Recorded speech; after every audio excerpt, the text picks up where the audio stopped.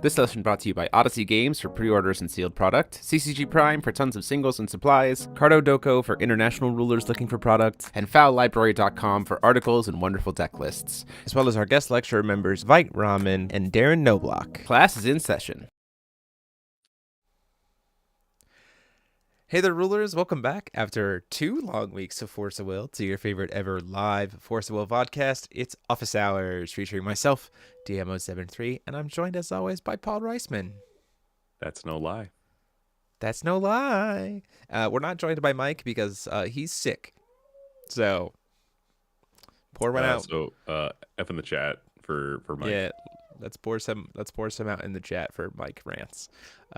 We are here tonight to talk about all kinds of cool, crazy stuff. We got promos. Paul does have long hair. It's true. It's not in a ponytail right now, or a bun, I guess. We got all kinds of cool stuff to talk about. We got promos to show off. We got spoilers for Pilgrim Memories to show off. We got promo, like the spoilers for this set to talk about.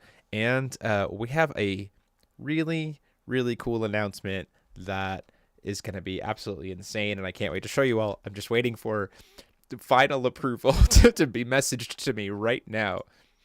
Hold on. Just making sure. Hold on. Paul, talk about this first live promo while I'm doing this. It's not a lie. I don't know who this character is. It's just It's just Lycoon, just like we have Split Sean. Just what white hair guy who's like looking deep into your soul. Also has bare arms. Pant. Panic. I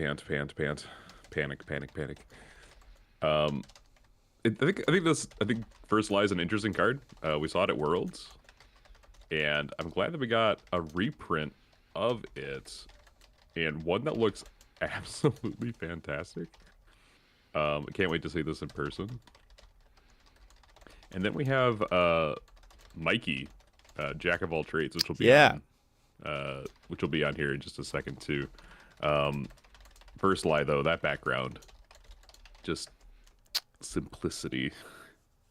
I just love the artistic simplicity of this. The fact that the glass shattering effect on this is in front of the character and in front of the nameplate is just really, really, really cool visually. It's just really, really nice. I think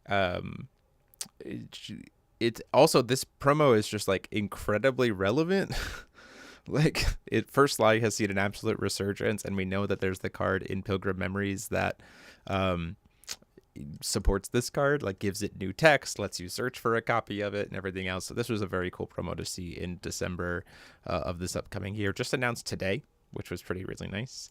And then the other promo that we saw announced today, like you said, is that Mikey, Jack of all trades, who was just kind of lounging, skateboarding by day, doing tech work by night. Very, very cool artwork. Very nice. Very, very slightly bitey kid energy here. Skateboard bitey kid.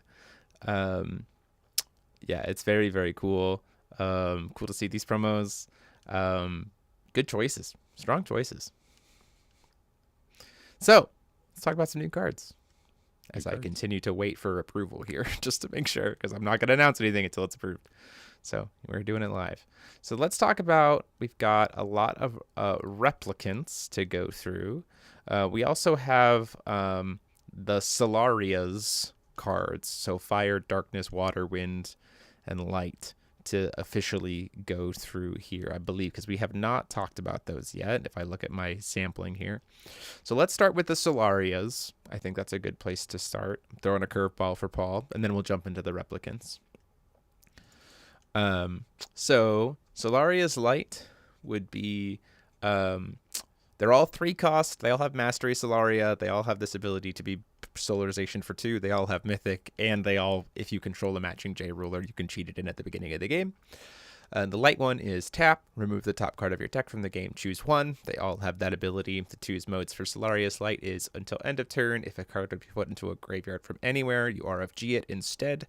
No one can chase this if you're choosing this mode. Or you can recycle a light card with Solarization from your RFG to your hand and then remove a different card from your hand from the game. They all have that matching Solarization RFG remove effect. And then that first mode is what's different among all of them. I'm really glad that these specifically can only buy back Solarization cards. 100%. We were very concerned about that. Yeah, because we saw the underdevelopment of Solaria's wind, right? And it just suggested We saw wind, fire, and light is what we saw under development. Yeah. So we didn't see darkness, right? Or water. Or water. Yeah. And so like there was a big worry there that it was going to be able to like recycle Girion or Sword of Progression or literally anything that went out of the game with Dimensional Library. So yeah, for sure. That's the biggest piece is like it would have made the detriment of Sword of Progression an advantage, which is not what we wanted to see. Yeah. Having an unchaseable get wrecked graveyard deck is pretty nice. This is another way to be able to mess with Asuka. This is another way to mess with other graveyard decks.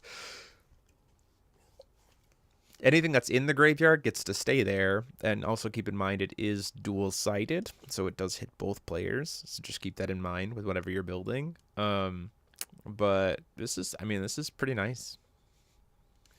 So as someone who likes to put cards from my RFG into the grave as cost, how does this card interact Can't do that. with that? So technically under the cost, you can't do CR, it. so it's technically in the way of a CR. The way it reads is if a card would move from one zone to another, but is replaced to go to a different zone, it can still be having considered playing cost, unless its replacement is sending it back to the same zone it started from, in which case it's not being deemed as having moved, in which case you haven't paid cost. So under Solaria's Light, if you're trying to take a card from the RFG to the graveyard to pay cost, under Solaria's Light, you can't. You cannot pay cost. So that is a subset in the CR. Came up in a conversation that I had with someone earlier this week. So specifically states if the replacement would send it back to the same zone it started in, it's considered to have not moved, and thus you can't pay the cost. So there you go. That's We learned relevant for something. my projects. It is relevant for your projects. Next up, we have Solaria's Fire, which just says prevent all non-battle damage that would be dealt to players or J/Resonators. So the anti-burn card. Doesn't really, you still get around this by the beauty of things like Electra that says damage can't be prevented. And it's also not chaseable, or it also isn't unchaseable. Like this one isn't unchaseable. This one's significantly different than what we thought it was going to be. We thought it was going to say until end of turn, no damage can't be prevented. But I kind of like this more. Because we've had a lot more efficient burn in recent years. So having more ways to curtail burn early is kind of nice.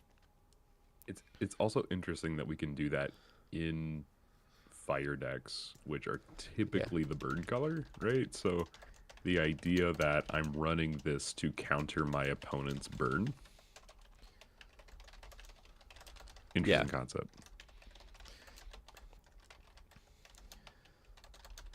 Hold on.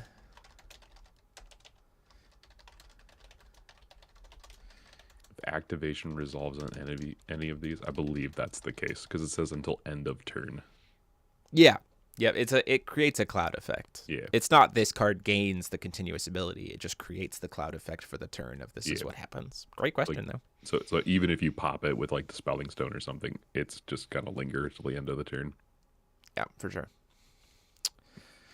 Next up, we have Water, which its ability is until end of turn, players pay one more to play Judgment, Revolution Order, Contract spells of any kind, or tap abilities of Contract Regalia, unchaseable.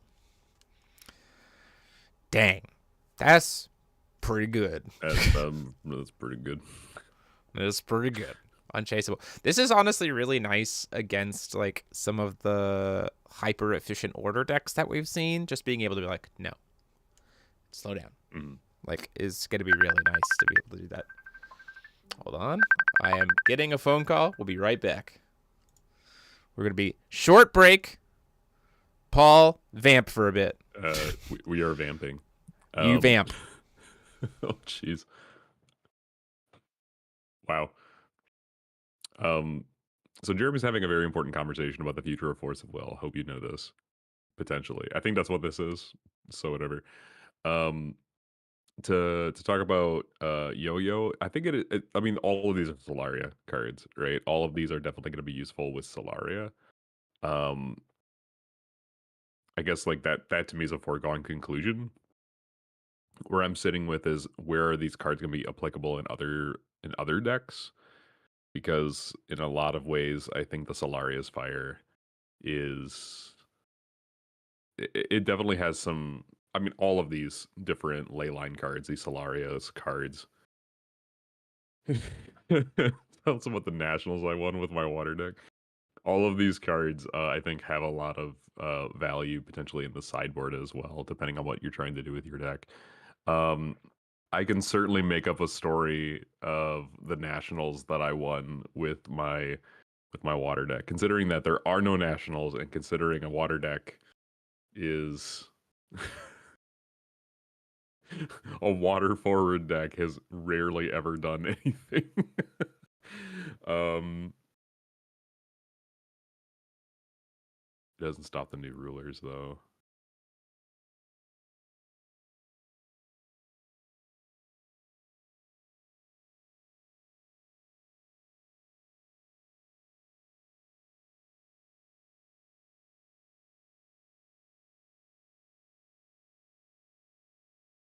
Yeah, I guess that kind of makes sense to me.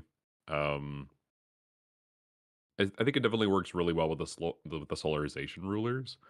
It's one of those things where I look at it for game 2 where I'm drawing into these to try and shut down my opponent's play. Um, but the more I sit on that, I mean, chat, you can tell me. I mean, right? Like, I'm not entirely sure if there are times in which I would side these, but it really does depend. What I can say is I really like these cards with order rulers because the order rulers do have 3 attributes, and so there is an idea of like bringing those in against certain matchups. Like Order Kaguya can make use of wind, water, and light, which I think is really interesting.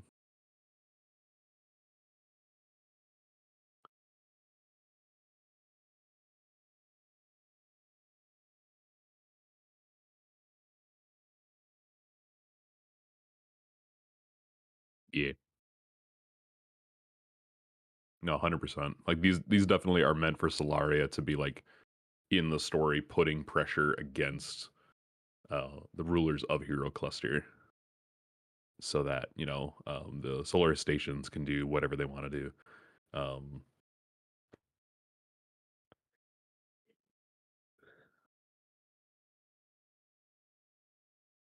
yeah. So I mean, I could pontificate on all of these different ley lines a little bit. I'll kind of give you my comments now, just ahead of like what Jeremy is going to say. I don't have any control over the graphics, but you have all seen a majority of these cards, I imagine, right? So Solaria's Wind is the one that people were most worried about. Um, the fact that you can target Wind card with Solarization only. Um, I think that's a really, really good balancing so that we can't just reuse sort of Parag and Girion, etc.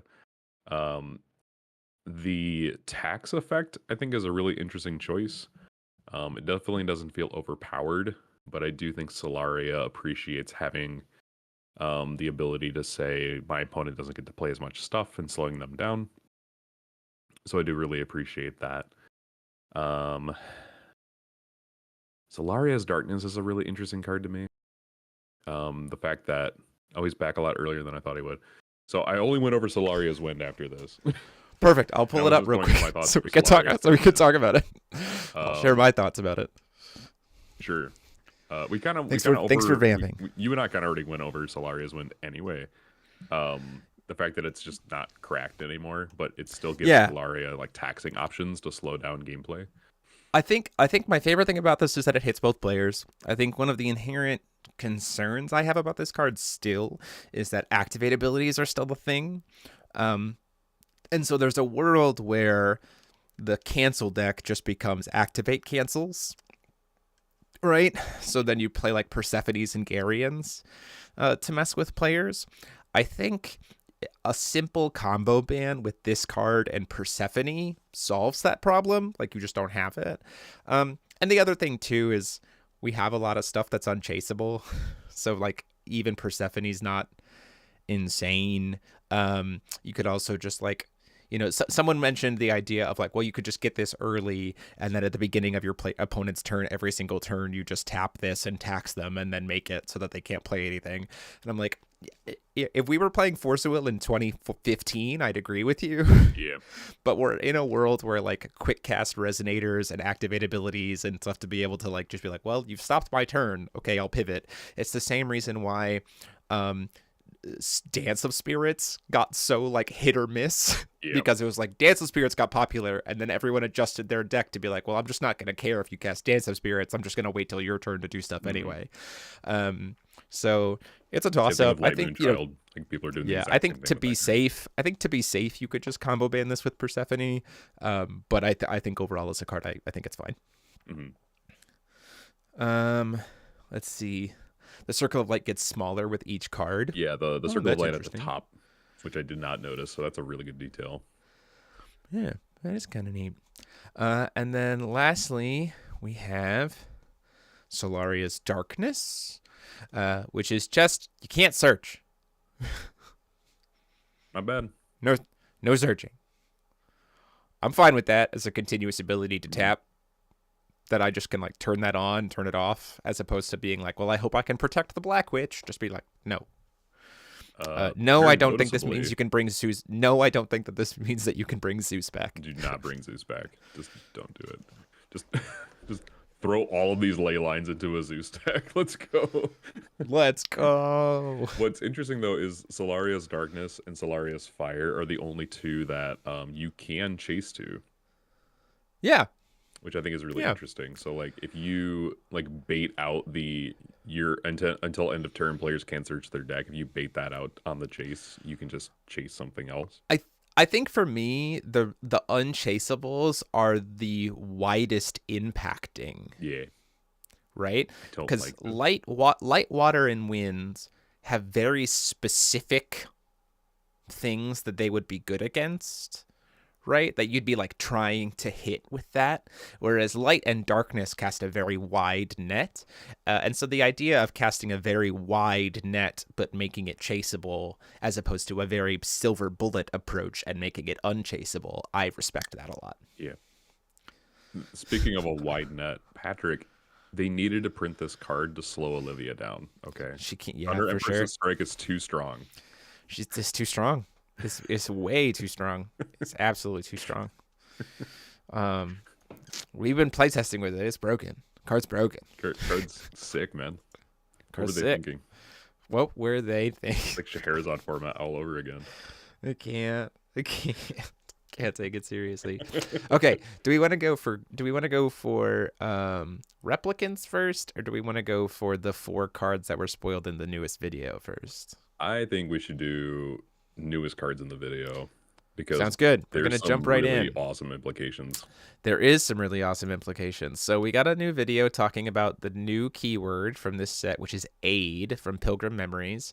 Aid is specifically the idea of essentially creating additional sub-rulers that aren't armaments, and the way you get them is by having them partner with using aid to be attached to the ruler, essentially, that it's partnered with. We'll get to the one that they showed here in a minute, but first we're going to talk about One for All and All for One. So green edition, Fairy Tale Musketeer, Musketeer J resonators you control gain barrier and belligerence. You may search your deck for a Wind Musketeer and a Fire Priest. So that's obviously another card that's coming for Musketeers. Put them into your hand. and then rest. Put up to 3 target Musketeer Resonators with different names from your graveyard into the field. If you control a J ruler named Puss in Boots or D'Artagnan, you put them into the field instead. At the end of the turn, this controller's card banishes it, so you can't just keep using one for all and all for one every single turn. Who would have thought? And then you can rest any number of recovered Musketeer J Resonators. Target Musketeer J Resonator gains +X until end of turn, where X is the total attack of Musketeer J Resonators rested this way. I'd like to point out that if you have all 3 Musketeers in the field, Puss in Boots costs 0 to Judgment, and you could also have earlier in the game played Electrus Training to just give him swiftness on the turn he comes into play. So then suddenly D'Artagnan flips over, you tap all of the Musketeers to pump up D'Artagnan, and then D'Artagnan stabs you in the face. Brutally, without mercy. Just absolutely murders you. Very, very cool card.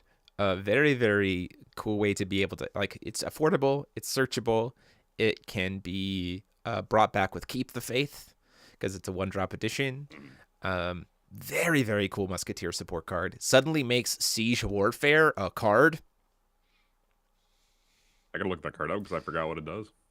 So it just kills anything as long as you have all 3 Musketeers on the field. It's a standby card. So you can just murder anything. Yeah, this is like really dope looking art. Yeah. Yeah, very, very cool. It's got some really big implications. Puss in Boots and every other 3 Musketeer, destroy target Resonator or J Ruler. Yeah. By the way, you can just put it face down for 1 if you play Kaguya. K1 Puss in Boots. You can do that. You can do that. It's pretty cool. Setting this very cool support Providence, card. you can't cancel my stuff. Yeah. Then we're gonna go to our Nameless Girl support, Fate of the Girl. Red-Blue edition, race human, has Mythic. Human Resonators you control gain +4/+4. Beginning of your end phase, apply the following effects based on the number of humans destroyed this turn. So the thing that Gene wants to be doing all the time. If you did 1 or more, you get +1, get a token. If you did 2 or more, you draw a card. If you did 3 or more, put a non-Magic Stone card from your graveyard into the hand. And then you can pay 0, choose the human resonator you control. Your opponent gains control of it until the end of the game. If you do, you get 2 will. Current consideration is that this is under development, and it's already been passed on to the company that should probably say once per turn. Yeah. So that you can't just make infinite will, because you can with Flighter, and I don't like it. And it has Mastery Nameless Girl, which is insanely relevant for Joan d'Arc to be able to get this out to the field immediately. Very, very cool card for her, for sure. Thoughts about Nameless Girl getting this kind of support, Paul? Yeah, I mean, you and I had this conversation about how, like, Infinite Blue Will, like, what are we going to do with Infinite Blue Will? You Vlad kill them to death. You can Vlad kill them to death. We can do a lot of things. I mean, Blue Will is still Will, so you can do a whole lot. Yeah, the current consensus is that you just Vlad them to death. Yeah. Make Infinite Blueville, and then have your partner be Vlad, and then you just kill them. Then you're like, maybe we don't do that.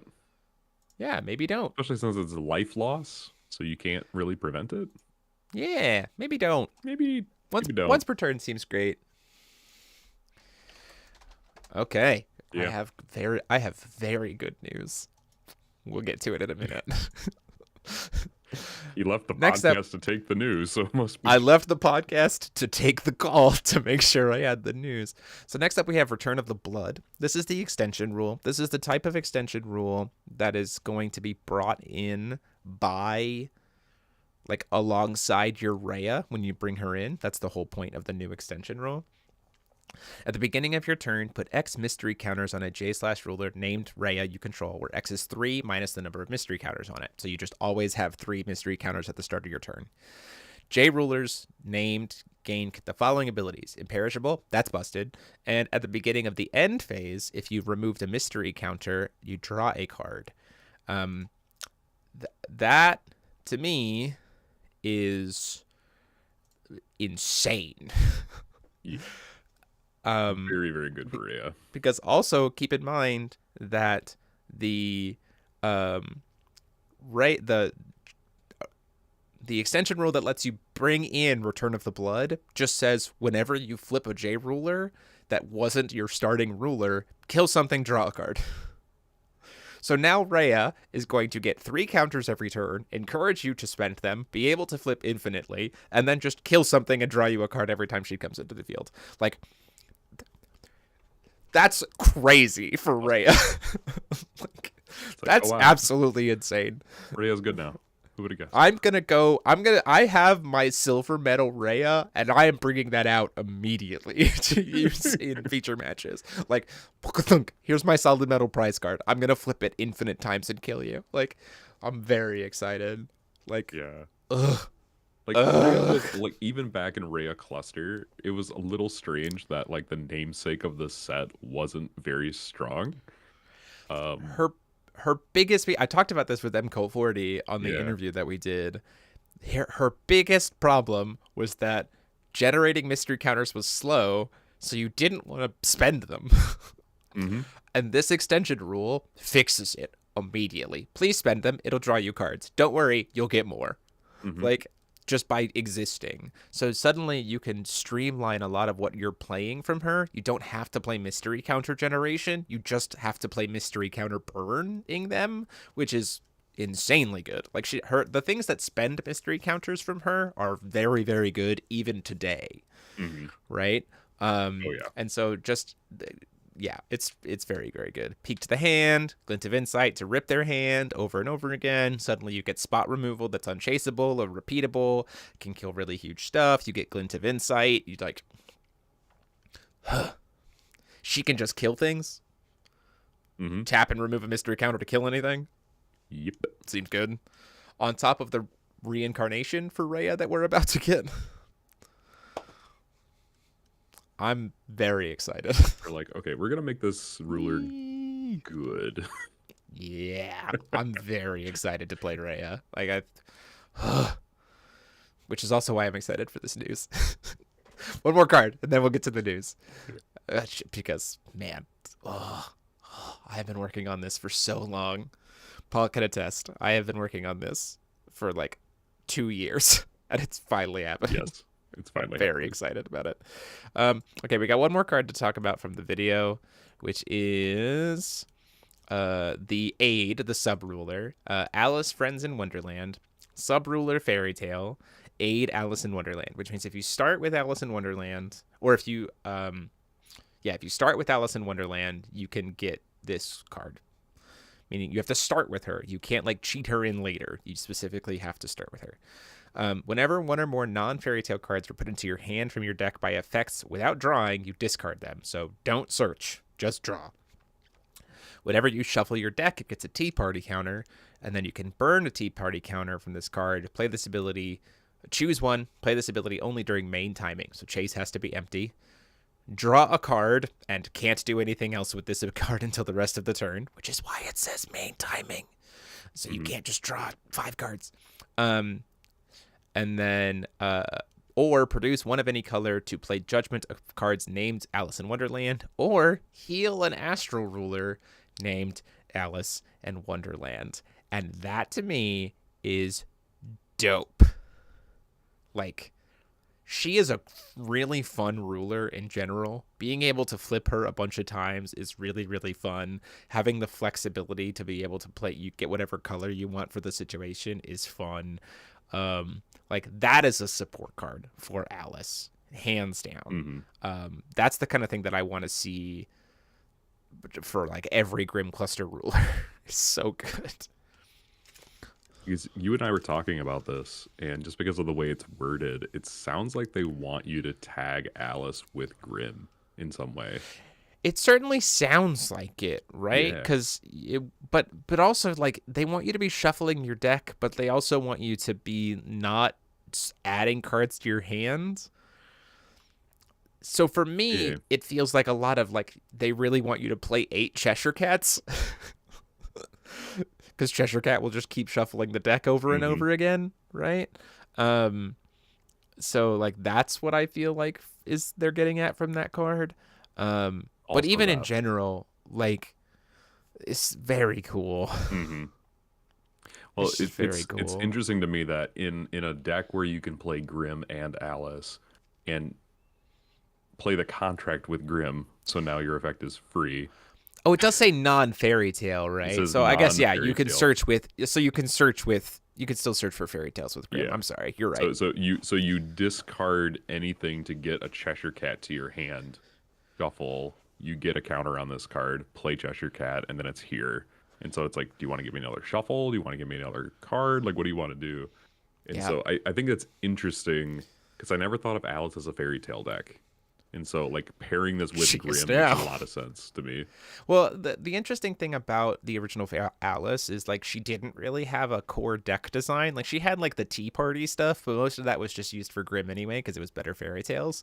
This makes her a standalone support ruler in a Grimm deck. Like you have Grimm, but then you also just like have Alice in your back pocket ready to use as a resource, which is fine because Grimm's going to be calling stone anyway, so you don't care because Grimm's contracting, he's not judgmenting, so you can just leave Alice up for judgment whenever, which is a really cool space to explore. So Fault Gold Alice isn't just the best pairing. Yeah, possible as well. It's nice. Yeah. Very cool. I'm excited to see what the other sub rulers do. I'm excited for the aid mechanic. I think that's nice. And I just always love getting to see a video from Rio because I always learn something new. So, Also, you guys want best to part- you guys want to hear some news okay. that's officially approved? It's better than the art, so we should probably talk about it. I'm so excited. We have officially received full approval for the Ruler School Circuit kits. These have officially been approved. We are able to move forward with this. I'm so excited. These will be available both to stores and to player bases that don't have a store community to be able to play with. Hint, this would be a really good way to like tell your store that you can host a Force Will event very easily, so you can kind of get a community started. Oh, these are so exciting. So each of these kits will be sold in short, limited print. They'll be limited like edition for that quarter. We're making 4 a year, so 4 kits a year. Each kit will have 7 top 8 mats, a champion mat, and a judge mat of that quarter's exclusive design. These will be available internationally, although we might ask for a little bit more for shipping just to make it easier. So that's going to happen. And the first one will be happening in the first quarter of 2024. And how will you buy them, you ask? On the Force of Will Ruler School website that will be available by the end of this year because we're finishing it. We're going to have an official Ruler School website. It's going to be great. And you'll be able to buy the kit from there. Thanks to Inked Gaming for partnering with us and making this a possibility. And also thanks to iSpy for trusting us. And you guys want to see the first mat?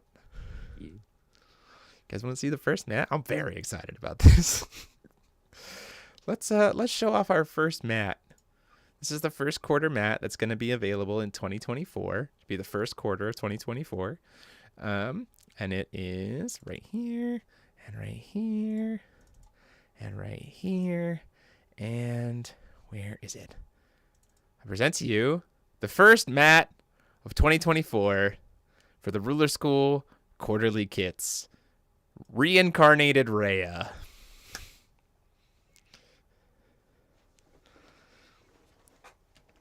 Ah! This mat looks so good. This mat looks so... I honestly could not believe that we got approval for this artwork, to be using this artwork. So this is going to be our first mat of 2024. Super exciting. This is just absolutely huge. Mm-hmm. The whole purpose of these kits is to give... Yo, why? Welcome. Thank you for being a student. You can pick up your syllabus and report to the class. The whole purpose of these kits is to, 1, funnel directly back into FowFest every single year and just be amazing and help that event go even more beyond what we're already doing.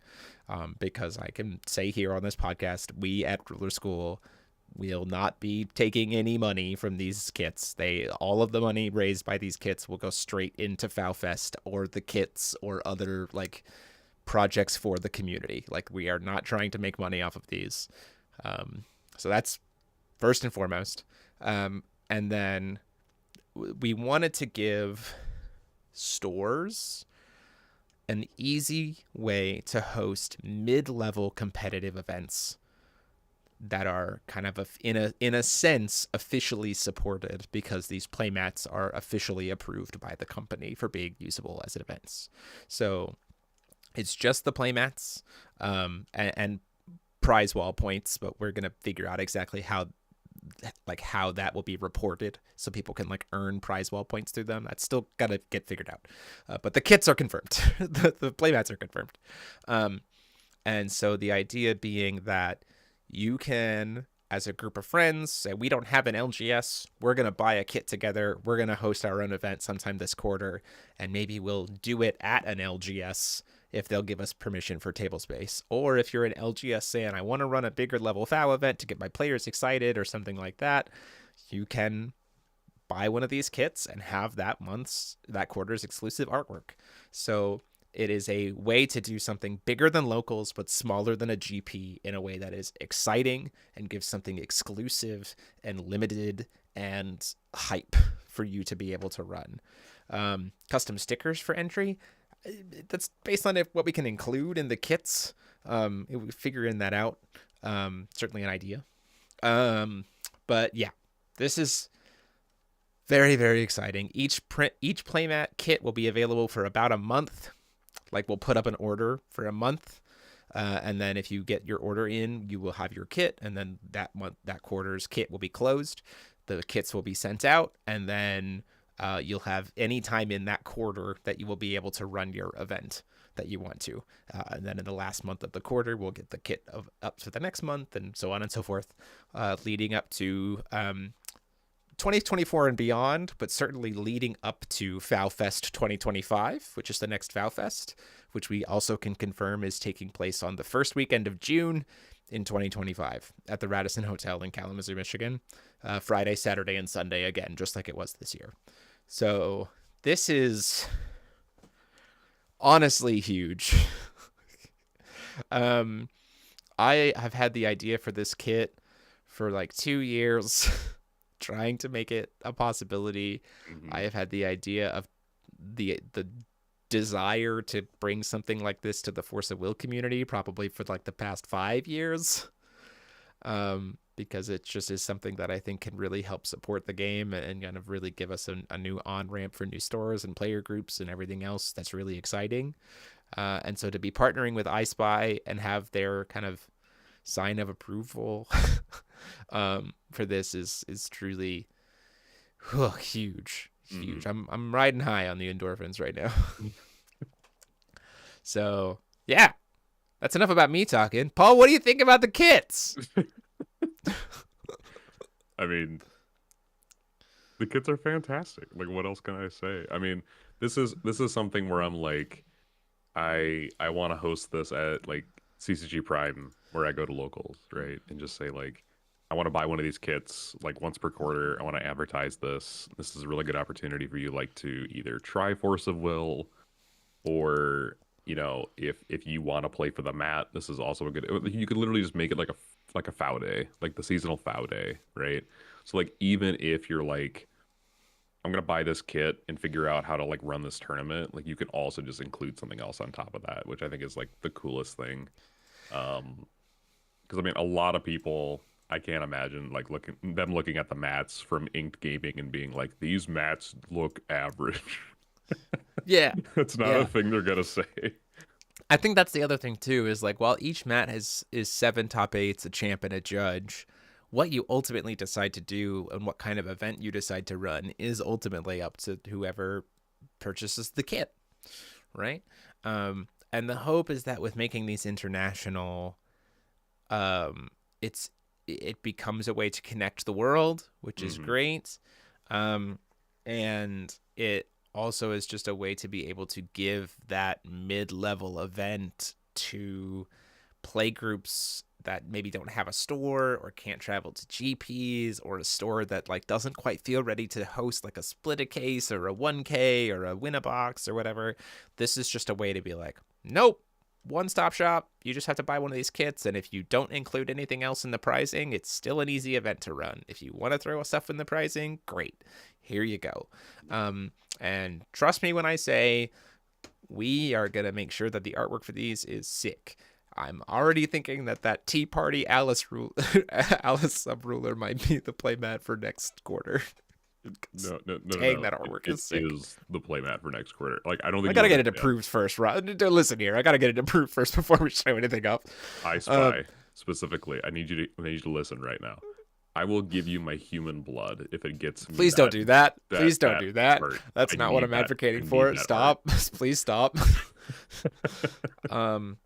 Yeah, we're gonna be link up for what you could give to other stores that are outside of the usual. What we could give to others. Yeah, there will certainly be a video talking about this whole kit. There will certainly be a write-up on the website talking about kind of how this is available, and that what it entails, and kind of the encouragement about what we want to do here, so that you can share it with your stores and share it with your players and share it with your play groups. Because again, our primary focus is to try to get this in the hands of stores to run events. But if you are a play group of players who do not have a store and you want to run an event, the kit will be available to you to be able to run.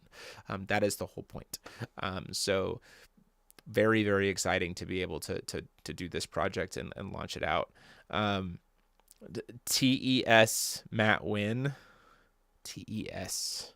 Thunder Emperor's Strike. Oh, Thunder Empress's Strike, Matt Win. We're going to try to keep him a little bit more relevant than Thunder Empress's Strike, buddy. It's okay. Yeah, Pat. You can't get more relevant than Olivia, but we need to stay off their radar. Or maybe I should say off their sonar. Hey, I love it. So stay tuned for more details of being able to order these soon. But we finally got this confirmed. We finally got the details of it. We finally got approval for the artwork. I'm so excited to be able to put this up. And stay tuned for the Ruler School TCG website. That's going to be great too. Okay, we got some more spoilers to talk about. Let's talk about some replicants. We're going to start with, where is that Odin boy? Did I fail to download Odin like a dingus? I'm so excited for these. I did. I forgot to download Odin like a dingus. Here we go. We're going to fix it. We're live. We're doing it live. This is what happens when we're live. This is what happens. The 16 drop Lenneth art. That was also on my yeah, that's a really good art. On my list for sure as a possibility. Where are you at? Replicant. There it is. Nope. Wait, did I not get this already? Oh, no, I did. Okay, no, I do have it. Okay, wait. Just forgot where I saved it. Here we go. Downloads. Replicant. Odin. There he is. Okay. Replicant Odin. 5 cost, Replicant. Solarization 2, Flying Pierce 15/15. Big old Chongus. If you played him with Solarization and your opponent controls 3 or more special magic stones, destroy all special magic stones your opponent controls. Remove a Resonator in a graveyard from the game. In a graveyard from the game. Keep that in mind. It doesn't say yours. It just says a. If it was a light Resonator, if a light Resonator was removed, you gain +2/+2 until end of turn to crush your whole board. If it was a darkness, J Resonators your opponent controls gain -2/-2 until end of turn. That does not say once per turn, right. And it does not say your graveyard. So that's neat. And then discard 3 cards, recover this card, play this ability only once per turn. So that's the stone destruction, and the recovery kind of mode is very similar to DBV Odin. The stat neg and the stat pump are insane. Because you can just discard 3 cards out of your hand, recover it, and then pump it up using those 3 cards. So this reminds me of Frisia in that if you if you remove a light and dark Resonator, you get both effects, right? Correct. Isn't that great? Oh my. Isn't that great? I think everyone's talking about the special magic stone destruction, and I'm over here like, we doing instant speed board decks. Also just instant speed board. Like, if you don't kill them with like magic stone like just advantage, you just say, okay, well, you don't have a board. Because it's either player's graveyard. Yeah. And the best part is, if you remove your own stuff in the graveyard, it could You can potentially then just pay for it with funnel into more solarization. solarization stuff, right? Yay! Yeah, this card's very cool. I Um, like this guy a lot. This Base cost absolutely. 3. Base cost 3 and feels like it. Like with solarization. So Flying and Piers are also very good. Yeah. Man. Athenia I loves like this him. card. Shion loves this card. Ooh. I mean, it wouldn't get to cheat in the stone destruction, but it would still be nice. Yes, this is true. This is true. Next up, we have Replicant Shiva. 1 green, 1 red. Replicant, Belligerence, Precision, Eternal, Solarization 1. At the beginning of the game, you can reveal it from outside the game if you didn't reveal another one, and you can cast it from outside the game. Very similar to the old DVV Shiva. Enter, this card deals damage to each J/Resonator your opponent controls equal to that J/Resonator's attack. The player, if it was played with Solarization, you kill it instead. And then whenever this card destroys a J/Resonator, you get X +1/+1 counters on everything you control, where X is the cost of the thing destroyed. And then base stats is 6/7. This is pretty good. Just kind of sits there in the board until you're ready to use it. It's like, by the way, this card exists. Yeah. Don't make a board. I mean- you do, you're gonna cry. Or be prepared to play protection for your boards, right? Like, which has kind of already been the name of the game for go wide board strats for a bit. Is like you have to be able to perfect the board. Otherwise, you're just going to have a bad time. I'm really glad that her stat pump ability is like based on cost of things. So if you kill a bunch of 1-drops, you don't get a ton of stuff back. Also, I do think that Precision Belligerence Eternal is my favorite keyword combination. Like, it's just so, like, exactly what I wanted when they showed off Belligerence. Was, like, something exactly like this.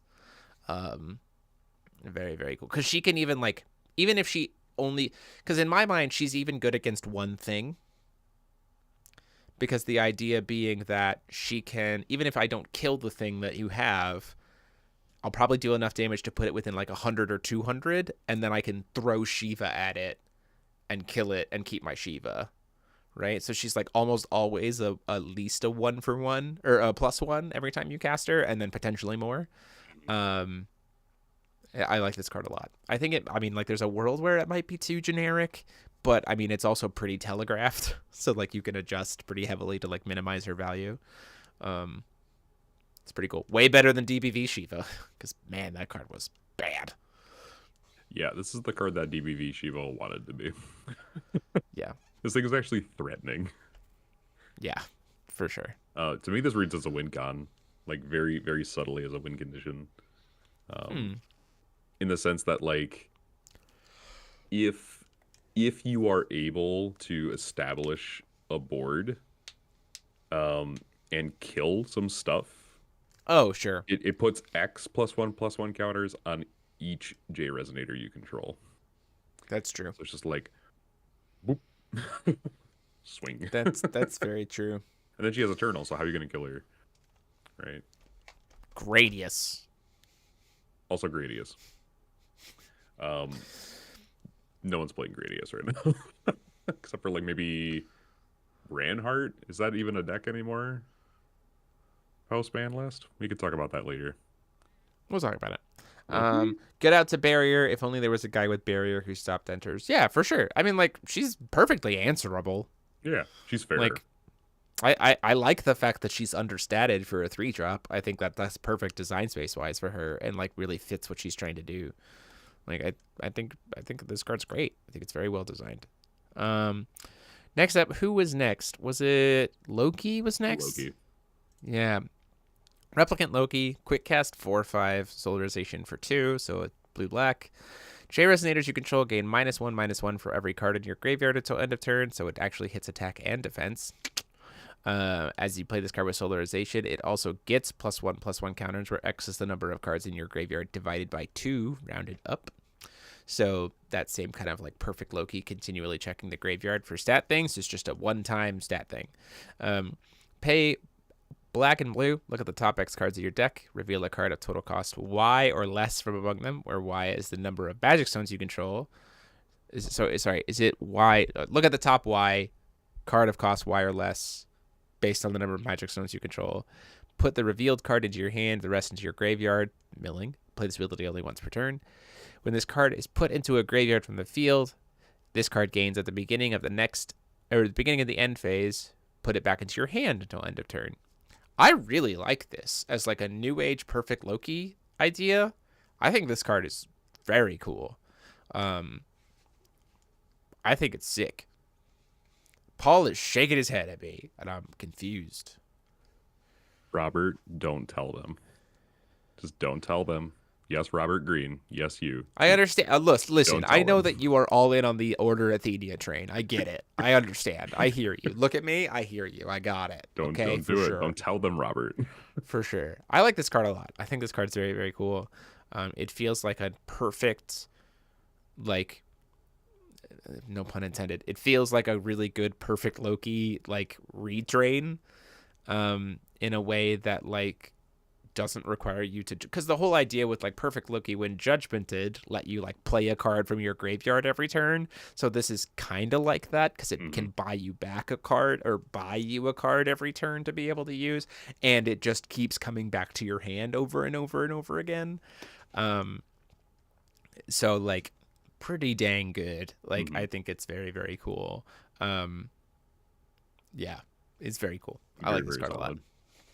Well, what's really also interesting about this stuff is some of these can really support the older. I mean, we could talk about this more as we go forward. Sure.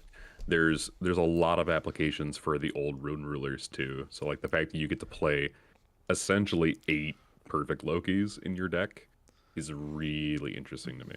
If you have stuff that plays into the RFG, right? Yeah. Mm-hmm. Which is very nice. This set's so good, man. The rares in this set specifically are like mind blowing. Like really good. These almost feel like supers to me. Yeah.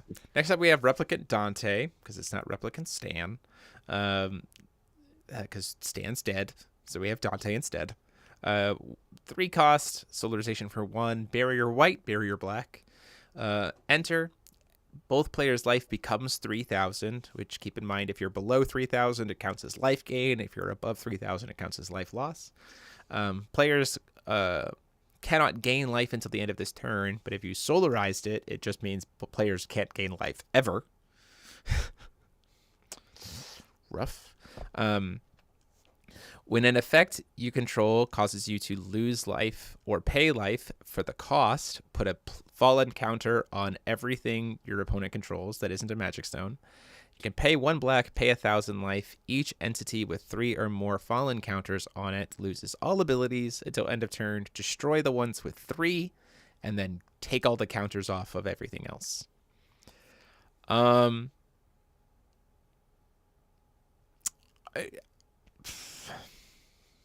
What am I thinking about this card? 1, it's nice that we have more things to make Typhon feel sad, because he was kind of seeing a resurgence. So kind of okay with there being more things that make Typhon feel sad. The Fallen ability is okay. I mean, like, I don't know. Okay. You can get 2 counters on everything by having Moonshade and using it to pay 1,000 life for his effect. Pay 200, make a black. Pay 1,000 life for his own ability. Give everything another counter for that because of his own ability. So if you have a way to pay a 3rd life as like a 2nd Moonshade, for instance, or a Null Stone or something, it just means pay 1,400 life board wipe. Which I'm like, 1,400 life for a board wipe is like an instant speed final battle. It just also hits additions. Gets around barrier, and gets around eternal. So like I'm also kind of okay with that. I think this card is very solid in the sense that, like, if you put it into the field and your life is 4,000, the effect, the replacement effect. I'm sorry, no, it is an automatic ability. We'll see that you've lost life and give your opponent stuff. Yeah. So I mean, I think that it's Yeah, it does proc itself, and it can do that multiple times. I think this has some applications in tree potentially. Yeah, you're already Potentially? not. Yeah, it certainly does give you a good like. It certainly does, especially because it's quick cast. It certainly does have some applications in tree. Mm-hmm. To be able to do some board clearing. Yeah. Yeah. It's not. Let me just say this: it's not Odin, it's not Shiva, and it's not Loki, but it's Yeah. okay. It's pretty Yeah. dang. It's pretty dang okay. I'd say like a solid 7 out of 10 for this card. Yeah, it's I'd be certainly a considering card it. that I would sideboard in Dark Tree for sure. Mm-hmm. Especially if I get, because I've been playing some matchups with Dark Tree against like high life point decks, like against Almerius or against Typhon. And like sometimes the only reason why I lose that game is because not because I'm not controlling the board or putting on pressure, but just because you have more life than me and I can't gain life, right? So the idea of against those decks just being like, no, we're gonna be at the same life total, we're done, suddenly like shores up those matchups really nicely, because like they're fun games. It's just sometimes you play enough Lucifers and I die, and it's like, yep, nothing I can really do against that. You had 10,000 life and I started at 40. So this is nice to be able to be like, no. Ha, we're done. Mm-hmm. So that's pretty cool. I like it a lot. Chase your own enter with other abilities to board wipe for free. Yeah, oh, that's true as well, because you can like spend a bunch of life and then have your life go back up to 4,000 or back up to 3,000 to get like a free board wipe out of it. Yeah, for sure. Mm-hmm. For sure. Next up, we have Enlarge this one because it's so small. Deus Ex is next, right? I think Yep. Deus is next. Deus Ex. Deus Ex. Gosh, this card's so small. Yeah. Card gains +1/+1. You can remove. Okay. Flying Barrier Chant, 3 cost, 5/2. Great stat line. This card gains, remove a +1/+1 counter from it, put 2 +1/+1 counters on a entity you control not named itself, so give counters to other things. If there are 5, you can only use this if there's 5 or more +1/+1 counters on it. Enter, remove any number of counters from entities you control, then put X +1/+1 counters on this card, where X is twice the number of counters removed. Or if you did Solarization, it's thrice the number of counters removed.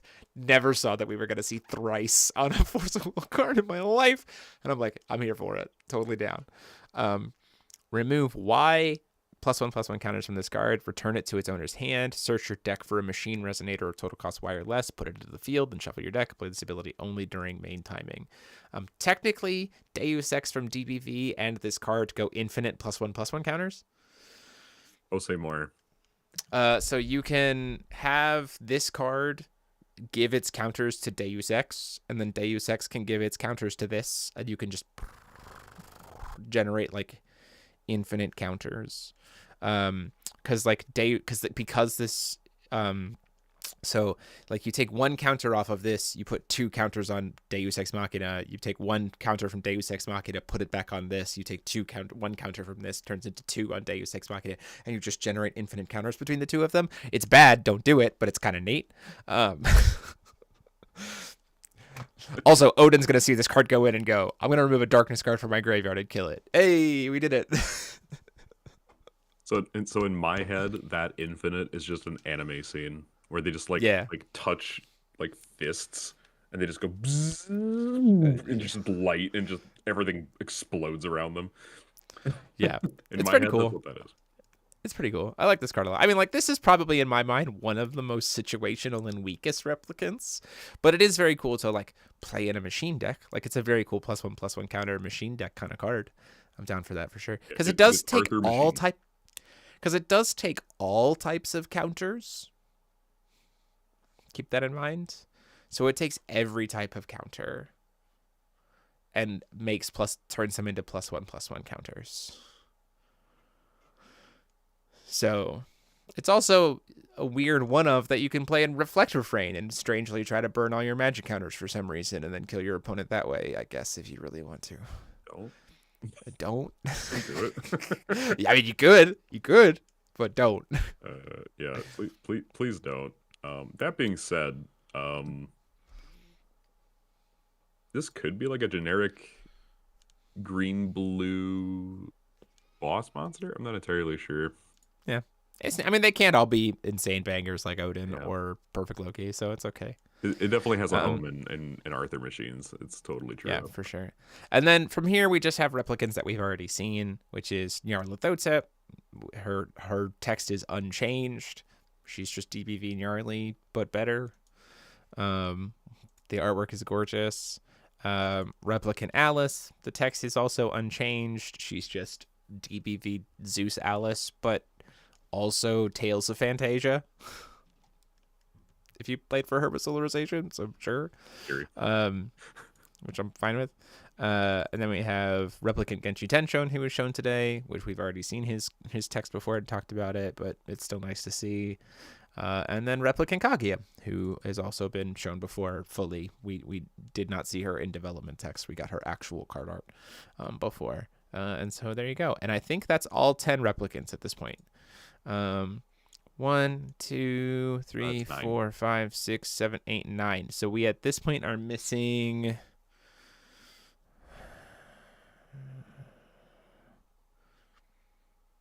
Got both greens. Who are we missing from TVP? Yes. Which high god are we missing? Okay, so Nyarlathotep, Odin, Kaguya, Loki, Deus Ex, Isis. We don't have Isis. Oh no, that's Nyarlathotep. That's Nyarlathotep. Athenia, who we've also already seen. You're right. So we have not seen the official finalized text for Athenia. She's the last one. Green. Yeah. Don't tell them. Don't tell them. Don't tell them.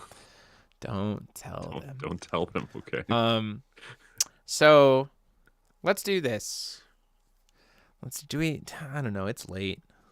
Do we talk about? No, we can talk about ban list predictions next time. I think because we're gonna hit the end of the night tonight. Yeah, it's getting pretty late. But hey, website, Circuit Series kits. Hey. Gosh, I'm so excited that we got to announce that tonight. I was really hopeful that we were going to get to. So thank you all for being patient and letting me take a phone call to make sure that we could announce that tonight. I hope you all say with your family at Thanksgiving that you are thankful for the Ruler School kit. Circuit kit. Yeah, for sure. Looking forward to sending those internationally too. I know that I've been talking with people in the international community who are hungry for events like this, and I think it's going to be exciting. So I'm thankful that we've been approved to be able to do it. If you are international and you do not celebrate American Thanksgiving, I hope be sure to tell your friends that you are thankful for kids. And in the spirit of American Thanksgiving.